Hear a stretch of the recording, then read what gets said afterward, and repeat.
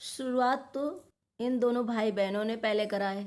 तो कैसे किसी से नजरें मिला पाओगे? कैसे किसी के सामने जा पाओगे? कैसे किसी को फेस कर पाओगे? नहीं कर पाओगे, क्योंकि हर एक शुरुआत पहले इन दोनों ने करा है। अब तो और घमंड सर कर चढ़ करके बोलने वाला है। चने की झाड़ में जो है जगत दीदी वो बैठने वाली हैं, क्योंकि इनविटेशन जो है वो घर चल के आया है। भाई मैंने तो जाना ही नहीं सोचा था, और वो खुद मुझे देखो इतनी रिस्पेक्ट के साथ मुझे वहाँ बुलाया, मैं गई नहीं, और अब तो घर में भी आकर के उन्होंने इनवाइट किया है। अब आगे देखते हैं क्या होता है। हेलो फ्रेंड, मैं हूं वंदना, वेलकम करती हूँ अपने यूट्यूब चैनल रिएक्शन रोज वंदना में। कैसे हैं आप लोग? आई हो सभी लोग अच्छे होंगे। जो आज इनको इनविटेशन कार्ड देने आई थी, वो जो करवाती हैं, जो इवेंट कराती हैं मैडम, वो घर चल के आई। पहले बहुत बार इनको इनवाइट किया, सबसे पहले इनको इनवाइट किया, फिर कंट्रोवर्सी हुई, लोगों ने अपील करा भाई हमें इन्हें नहीं देखना है, किसी तरीके इन्होंने इनको कैंसिल कर दिया उन्होंने।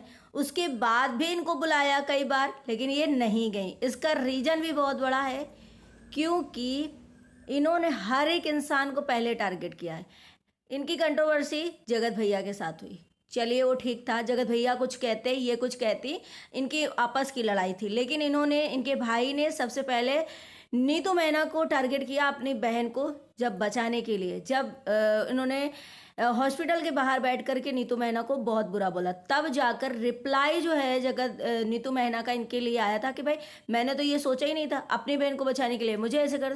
तो एक ये हुआ कि सबसे पहले इन्होंने नीतू मैना को टारगेट किया। भले इनकी जगत भैया से झगड़ा होता, लेकिन नीतू मैना का कहीं ना कहीं आज रिश्ता जो है इनके साथ बरकरार रहता, लेकिन इन्होंने खुद उस रिश्ते को कहीं ना कहीं पहले पॉइंट ऑफ करके, टारगेट करके उसे खत्म किया।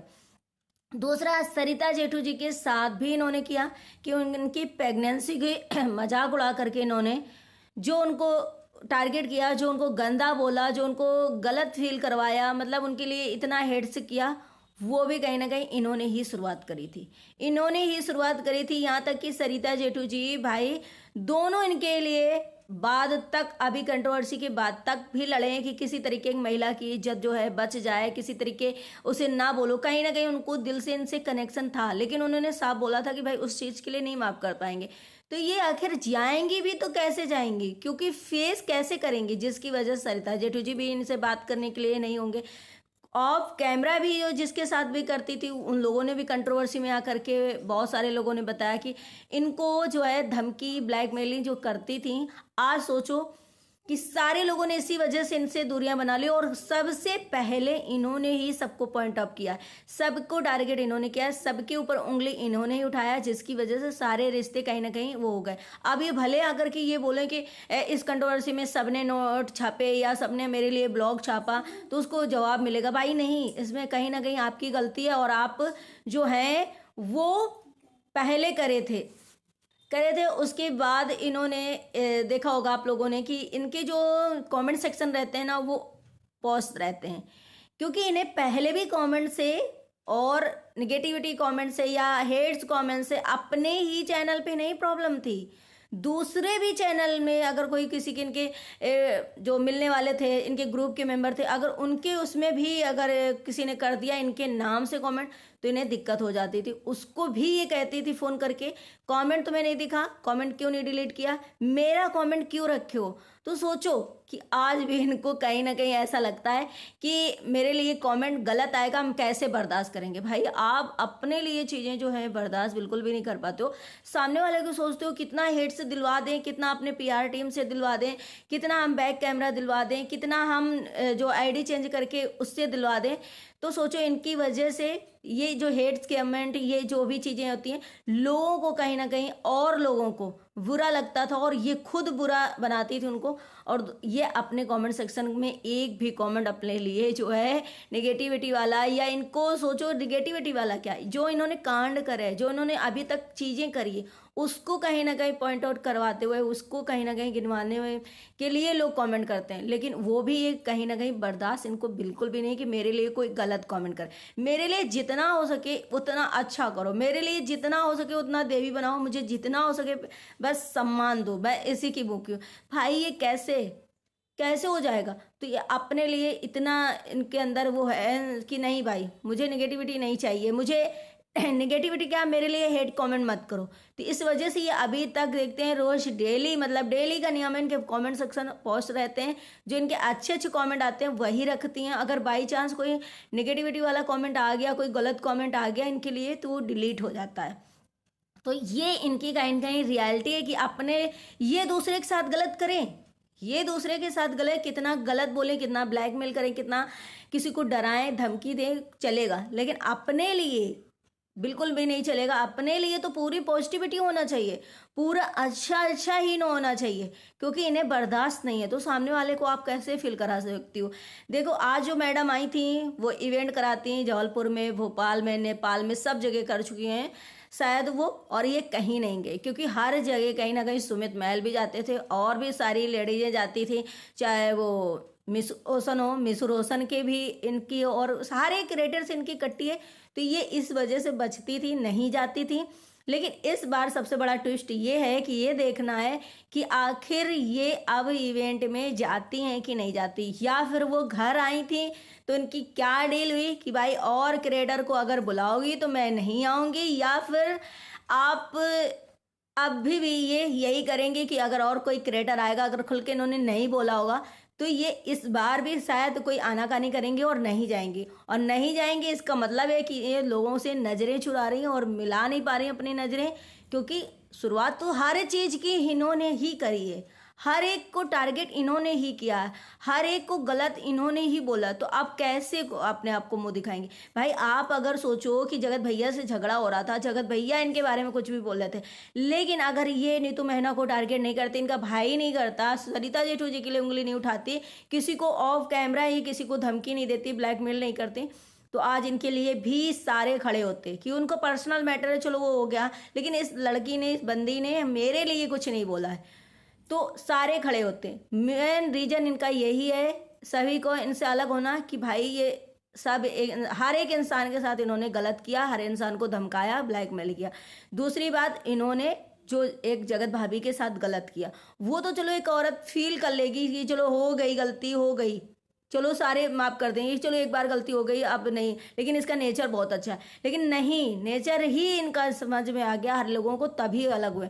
ऐसा नहीं कि सिर्फ जगत भाभी के साथ अलग गलत किया इन्होंने, जगत भैया को अपने बस में किया, या जगत भाभी के साथ जो भी हुआ उस वजह से सारे ने इनसे रिश्ता तोड़ा, नहीं, इन्होंने स्वयं गलत किया, ऑफ कैमरा भी ऑन कैमरा भी। तो इस वजह से कहीं ना कहीं इसका रियलिटी ये है कि इनसे सारे लोग रिश्ते तोड़े, और आज कहीं ना कहीं जगत भाभी के सारे, मतलब बहुत सारे लोग साथ में हैं, और प्लस उनके हस्बैंड के भी साथ में, क्योंकि जो भी चीज़ें हुई हैं ना इनके ही द्वारा हुई हैं, इन्होंने ही करवाई। बहुत सारी चीज़ें जो इनकी फ्रेंडों ने इनको भेजा, वो जगत भैया के पास गया, तो वो रीजन अलग मैटर करता है, और ये भी मैटर इनके लिए करता है कि हमने आपको अपना दोस्त माना, आपने उस इंसान को दिया, आज वो इंसान आपकी वजह से आपको सही साबित करने के लिए बोल रहा है। तो आज मुझे इनका कुछ ऐसे देख करके बहुत, मेरे पास एक कमेंट आया था कि इनकी जो मम्मी हैं जब बैठ के बोलती हैं, चेहरे का इंप्रेशन देखो, उनकी आंखें इतनी डरावनी लगती हैं, उनकी सॉरी मुस्कान उनकी इतनी डरावनी लगती है, आंखें कुछ ऐसी थी। तो भाई मैं एक चीज़ यहाँ पे बोलना चाहूँगी, मैं तो किसी की माँ बाप पे बिल्कुल भी नहीं बोलना चाहूँगी, लेकिन फिर भी मैं एक चीज़ बोलना चाहूँगी कि इनके पूरे ख़ानदान की एक झूठी ऐसे लगता है स्माइल होती है, और एक अलग सा इंप्रेशन पूरी फैमिली के रहता है, ऐसा लगता है बहुत एरोगेंट है इस फैमिली में, बहुत ज़्यादा घमंड है, या फिर पता नहीं किस उसमें रहते हैं इनके, फिर हर एक बंदे का इनके घर में एक अलग से स्माइल रहती है, और मतलब ऐसा लगता है कि सच में घमंड में, जैसे ये बातें करती हैं इनके भी फेस से सेम झलकता है कि बहुत घमंड में है, बहुत ज़्यादा। ऐसे इनके भाई के, ऐसे इनकी मम्मी के। अब ये क्या रीज़न है इनका, बचपना से ऐसी है, या फिर सच में ये लोग अंदर से हर किसी को अपने बराबर लेवल का, या अपने आप को बहुत सयाना, बहुत पैसे वाला, या बहुत काबिल समझते हैं? क्या रीज़न है जो इनके फेस पे ये घमंड जो है साफ झलकता है? पूरी तरीके से प्रॉपर साफ झलकता है कि ये फैमिली ऐसी है। अब इतना कुछ इंसान के साथ हो जाएगा, इतना कुछ गलत होगा, फिर भी वो इंसान इतने ईगो में आकर के, इतने फेस बना बना के, इतनी उसमें जोश में, इतनी उससे कैसे बात कर लेगा। तो कहीं ना कहीं इन्हें ऐसा लगता है कि इनको कभी भी अपनी गलती का एहसास नहीं होता है, या फिर ये समाज से बिल्कुल भी डरती नहीं है कि जैसे कुछ लोग होते हैं ना निर्लज्जे टाइप के, कि उनको किसी की भी चिंता नहीं रहती है, भाई मैं कर रही हूँ, खत्म, मुझे इनसे नहीं लेना देना। तो वो हाल इनके ऊपर है कहीं ना कहीं, कि इनको किसी से कोई मैटर नहीं करता है, सिर्फ अपने फोकस करती हैं, अपने कर करती, जो जो कहना है जिसे कहते जाए, और कहना वाले कहते जाए, मुझे कोई फर्क नहीं पड़ता। वो कहीं ना कहीं इनकी पूरी फैमिली में दिखाई देता है, और इसी वजह से इनके फैमिली में एरोगेंट दिखता है। बाकी इनकी मम्मी के इंप्रेशन जो होंगे वो बच्चों में आएंगे, जो मम्मी जैसा करेंगी वो आएगा। तो वो चीज़ें कहीं ना कहीं माँ बाप से ही बच्चे सीखते हैं ना, माँ बाप की ही क्वालिटी बच्चों पे आती है। तो वो तो अलग बात है, लेकिन मैं ये नहीं कहूँगी खास करके मैं इनके ऊपर कि यार चलो ठीक है फैमिली कुछ भी करती है, लेकिन इनको तो थोड़ा सा नॉर्मल या थोड़ा सा काम डाउन होकर के वीडियो बनाना चाहिए, या काम डाउन होकर के चीज़ें बोलना चाहिए। लेकिन इनके भी फेस में एक अलग सा वो दिखता है, पता नहीं कैसे ये ओवर एक्टिंग कर लेती हैं, या इस तरीके से, या सच में लज्जे नहीं जैसे कहते हो उसी टाइप की हैं। बाकी आप लोग भी कमेंट सेक्शन में बताइएगा कि ये इवेंट में पक्का 100% यही रीज़न है कि अगर जाएंगे तो इस बार कोई क्रिएटर नहीं आएगा, और नहीं जाएंगी तो सारे आएंगे, और ये फिर से एक बहाना बना करके बैक हो जाएंगे और नहीं जाएंगे।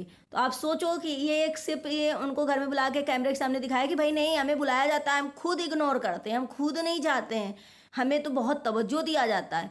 तो वो कहीं ना कहीं इनकी दिखाई दे रहा है उससे। बाकी आप लोग कमेंट सेक्शन में कमेंट कर सकते हैं, अपनी अपनी राय जरूर दे सकते हैं।